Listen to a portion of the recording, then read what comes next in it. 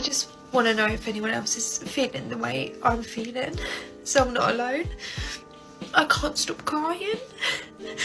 I'm happy and I love my life, but I feel so goddamn lonely. I've got so many friends, such amazing family, you name it, but I'm nothing really to them.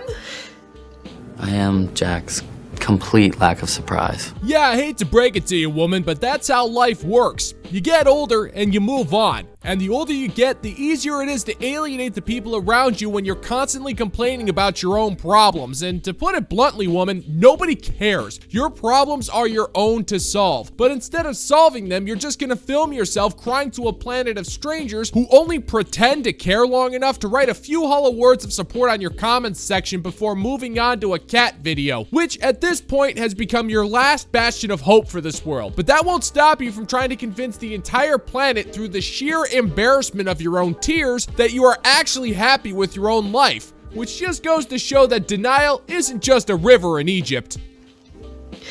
I will always be there for them, and they know if they've got a problem they can come to me. No problem at all. I'm just not theirs. I'm not their person, and it terrifies me. Everyone's getting married or having kids and starting a new chapter in their life with their friends and whatnot, and I'm just here on my own, in my own home, working and surviving. Nobody cares, Sean. Nobody cares. Sounds to me like you focused on the wrong things in life, lady. You could have asked anybody, up to and including a brain-damaged zebra, and they would have told you that chasing a career, a house, and Chad was gonna do nothing but waste what precious little time you had in order to settle down and start a family. That's exactly what your friends did, and look at them. They now have families of their own, and they're moving on with the way that they're supposed to exist. They have no choice but to leave you behind because they have more important things to deal with, mainly being responsible for the health and well-being of a living, breathing, tiny human. Meanwhile, your biggest responsibilities are a house payment you can barely afford and trying to find a Chad who can barely stand the sight of you. And I don't know what to do. I don't know if it's just me who's experiencing this, but I just feel so lonely and it's scary. And Yeah, I hate to break it to you, woman, but there isn't much you can do at this point. That may be harsh, but so is reality. It's tough to have sympathy for a woman who's single in her late 20s to early 30s. You've got nobody to blame but yourself at the end of the day. At any point in your youth, you could have found yourself a decent guy and got married and started a family just like your friends did, and if that happened, you'd probably be along with the ride for them and you'd maintain your relationship. But because they have families and you don't, they don't have time for you anymore, and there isn't an excuse for that. You decided to ignore the perfectly good dudes out there in exchange for a house, a career, and possibly some fun time with Chad. And those poor decisions have consequences that you're just starting to experience now. And that's how life works, sweetheart. That's called pain. Get used to it. You deserve to be pursued. I've said it before, I'll say it again, and I'll say it for the rest of my life. You only want to be romantically involved with men that really like you. And a man that really likes you is going to pursue you. He's going to ask you for your number. He's going to approach you. He's going to drive however long it takes to go see you. I wholeheartedly believe a relationship will not work unless the man loves you more.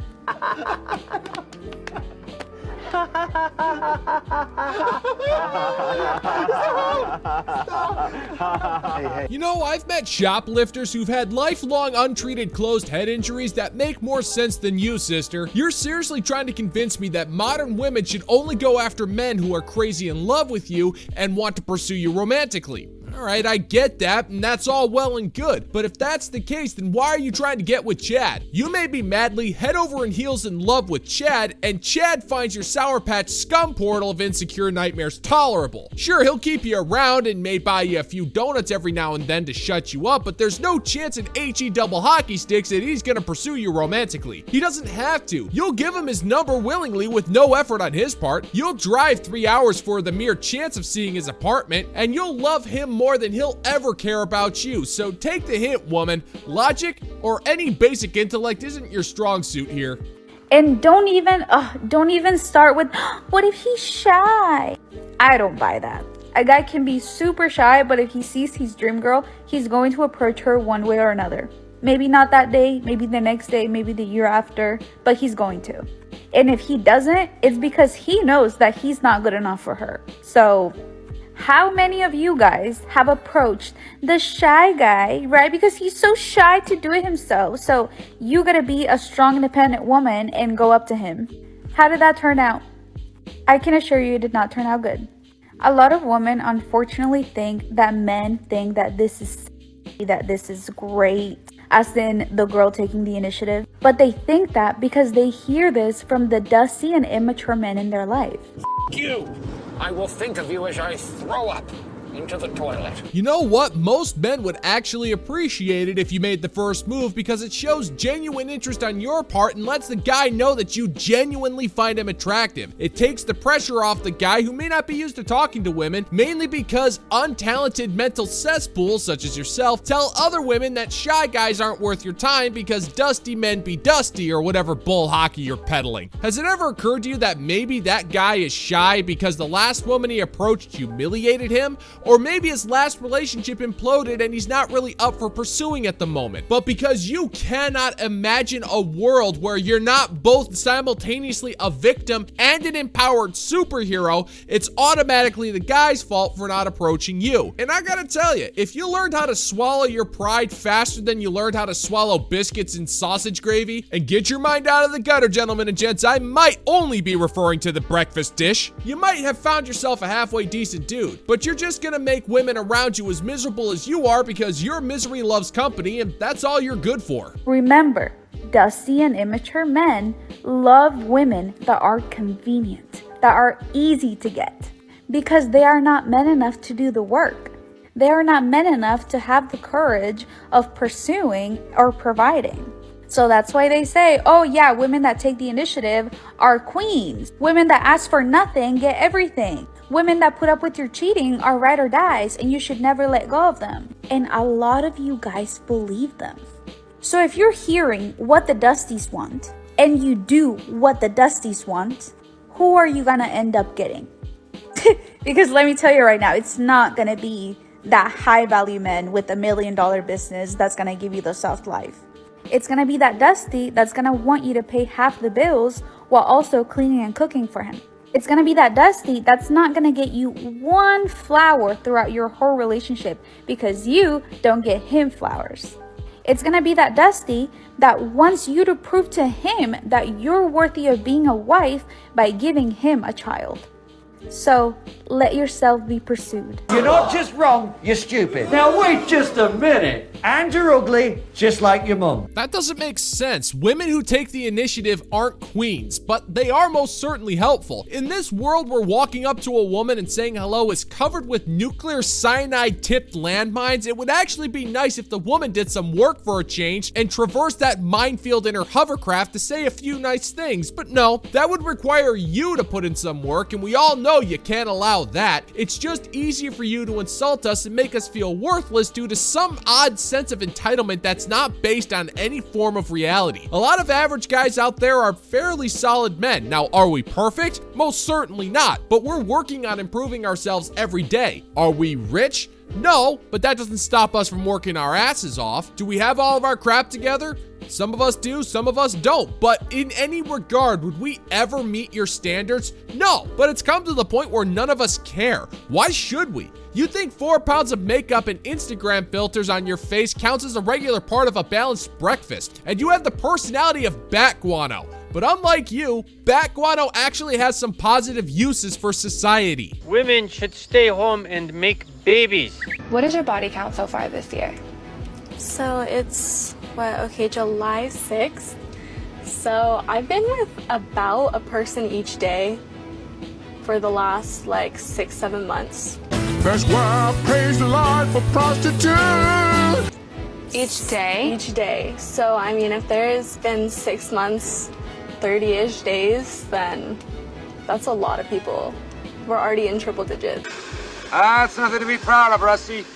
Triple digits? What in the hell is wrong with you, woman? I can't even begin to imagine the stench you must carry around thanks to your sheer lack of self-respect. It makes me long for the days back when if a woman proclaimed she had a body count of over 3 guys, she had her right to vote stripped from her and she was put on trial for heresy. Is that a little extreme? Hell, I don't know. It can't be any more extreme than proudly proclaiming to the planet that you've already boned over 100 dudes in a 7th-month period. This is not normal behavior. This is actually incredibly disgraceful. Imagine how you're gonna feel when you're in your 60s, your skin is wrinkled and your parts are loose and saggy. Are you gonna look back with pride on the fact that you let the population of a small island nation play tiddlywinks with your festering slime pouch of emotional damage? Actually, you know what? I'm kind of afraid to hear that answer, so let's just pretend I never asked the question, because those are the kind of disturbing thoughts that keep people up at night.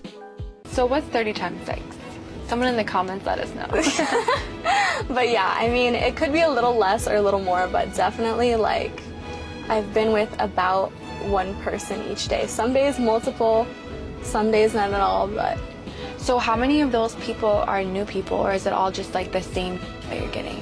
No, I mean, yeah, I've had some consistent, like, you know, people that I'll come back to, like, if they're really right, but most of the time it's new people, because I like new experiences, and, you know, I want to try everyone out. Ew, what a mess. Ew, ew, ew. I can't be the only person who was completely left cynically unsurprised over the fact that neither the interview or this charming little specimen didn't answer the question of 30 times 6. I guess either way, it's kind of disturbing because this woman hides a bit of embarrassment over a number that high, or she's too stupid to actually know the answer. Either way, yeah, I can't say I'm surprised. She strikes me as the type of woman who'd fail a 2nd grade math test even if she had the answer sheet in front of her. But what else can you expect from a failure? Woman, the whole point of intimacy is to bond with one man, not hundreds. The reason why women with low body counts are so desirable is because they're able to romantically bond with that man to provide a stable foundation for a family. But the only thing you're capable of creating is an embarrassingly loud echo with what you've done to that thing you got betwixt your legs. How do you meet them? A lot of times they'll just like slide into my DMs and show interest, and if they're attractive or if they like, if I like what they have to offer, like message wise, you know, then I'm into it. Oh, okay. Would you say that there's a certain day of the week that for some reason you always get the best? I would say weekends. Weekends? Normally, or like even Sundays, even though Sunday's like a chill day, like people will be laying it down on Sundays. All right, Sundays are for the agape. Okay, God, let me have it! You know what? Sure. Why not? You already destroyed human dignity, you might as well destroy Sunday as a holy day as well, but what else can we expect? You don't have an independent thought going on in that head of yours, so it's to be expected. But it really is a shame, because this kind of garbage glamorizes the life of being a full-on low-quality garden tool. But what really escapes me is that nobody can provide an accurate reason as to why this is so glamorous and why it would be an acceptable way to live your life. It sounds insanely exhausting, degrading, smelly, and completely devoid of any fulfillment. It's kind of like hearing this broad talk, because if it wasn't for your body count, you would have nothing to talk about, which is probably for the best. If you did try to talk about any other subject of depth, you'd probably just end the existence of whatever brain cells are left that keep your body functioning.